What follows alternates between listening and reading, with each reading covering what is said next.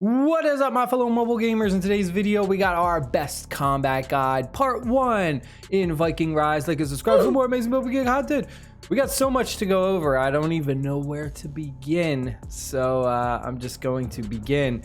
So we're gonna go over some charts and information in this video, and then the next video we'll go over more kind of information and where to port and do actual like battlefield mechanics and stuff.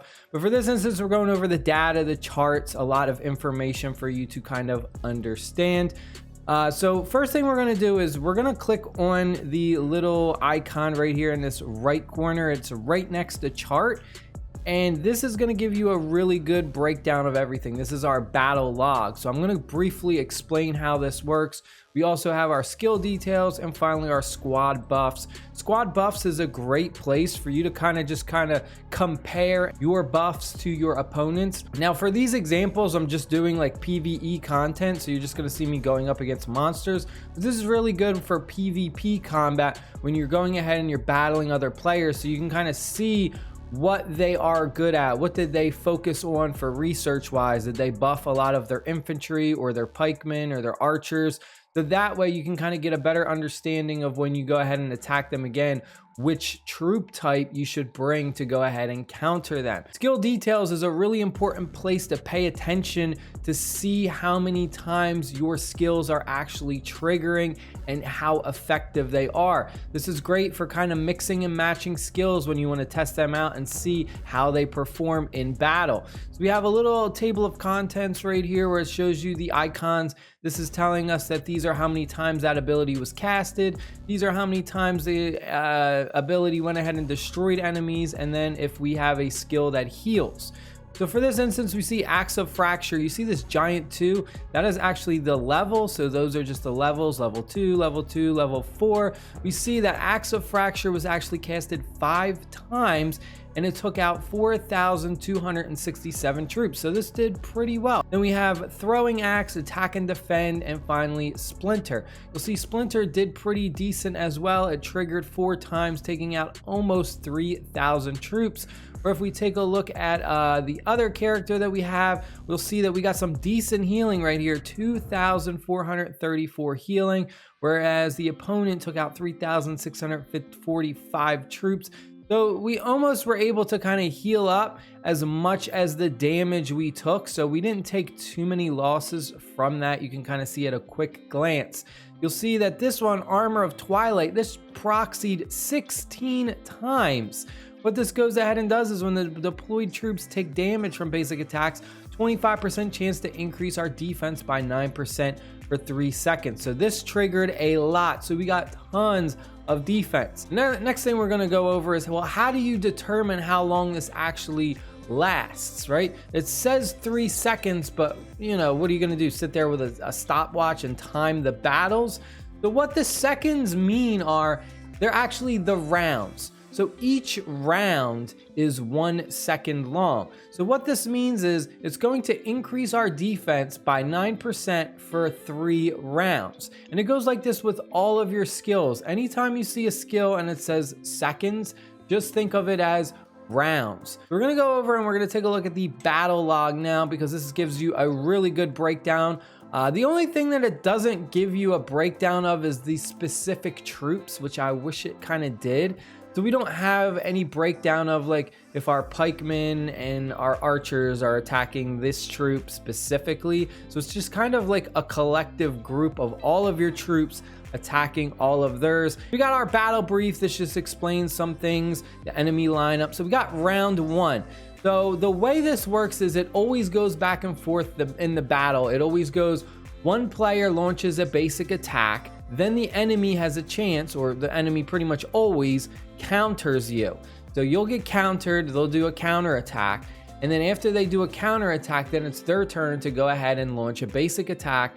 They'll destroy your troops, and then you have a chance to go ahead and you will retaliate, aka counter attack them. So it goes back and forth. Each round, each player gets 1 basic attack, and then they're going to do 1 basic counter attack when it's the opponents. So this instance, you'll see we launch a basic attack on the enemy. They lose a bunch of units. Then the enemy goes ahead and launches their counter attack. We lose 380 units. Now the enemy goes ahead and gets to launch a basic attack. And then we go ahead and we launch our counter attack. Then after that, you're going to see any skill effects go ahead and show up. So you'll see the Ivor cast throwing axe. So the opponent loses 390 units from that ability. Ivor then goes ahead and casts attack and defend, which will go ahead and increase our troop defense effective from the next round. So then into round 2, we'll see the difference in our troops and the battle results as well, if you just want to see like a quick look at how many losses you suffered.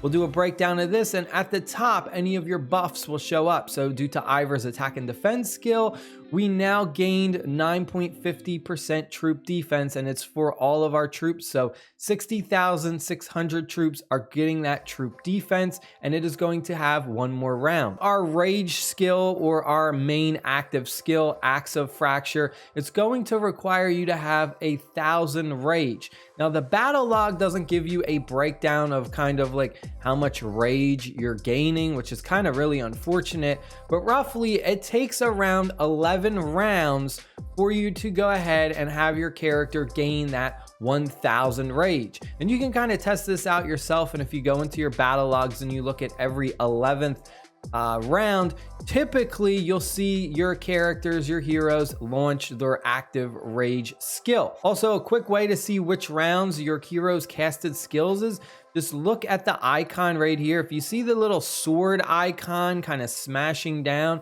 that will let you know that they did a skill that went ahead and destroyed troops. This is typically where your heroes will start to generate enough rage that they can use those active rage skills.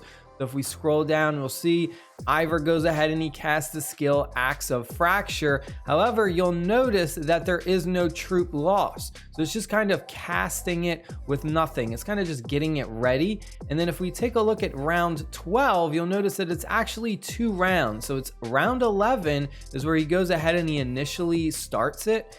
And then if we go to round 12, this is where he goes ahead and he actually casts it and it deals damage. So here we go. He Ivor casts Axe of Fracture.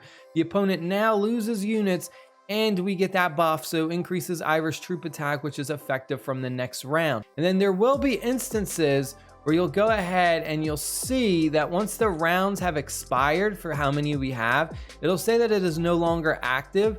So it'll say like this: due to Ivor's Axe of Fracture skill effect, gain 5% troop attack, it has failed to enter the next round. So this will not go ahead and proceed to the next round. There's also some instances where if we take a look at our skills, where let me see if I could find one. Is it this one right here? So like Viking him, when we deal normal attacks, 11% chance to increase the attack of the hero squad by a percentage for 2 seconds, 2 rounds. This can only be triggered once every 3 seconds or every 3 rounds. So you can't keep triggering this over and over and over again. So only can be triggered once per 3 rounds, and then it resets. So these don't stack. So you can't just like have infinite amounts of buffs to your attack, unfortunately. So if we take a look at, where's the all right, so this is a great example. So this Halo of Thorns, it reduces our normal attack of the hero-led squad by a percentage, but it's going to increase our counter attack damage by 20.5%. This is an absolutely amazing ability skill to go ahead and throw on. It's a passive skill. The probability is 100%. So it's just free extra damage that you're going to do. And like I went over in the battle log, your team is always going to launch a counter attack every round. That is it for part 1. Hope you guys and girls enjoyed the video. Stay happy, stay safe, and I'll see y'all later in part 2. Peace.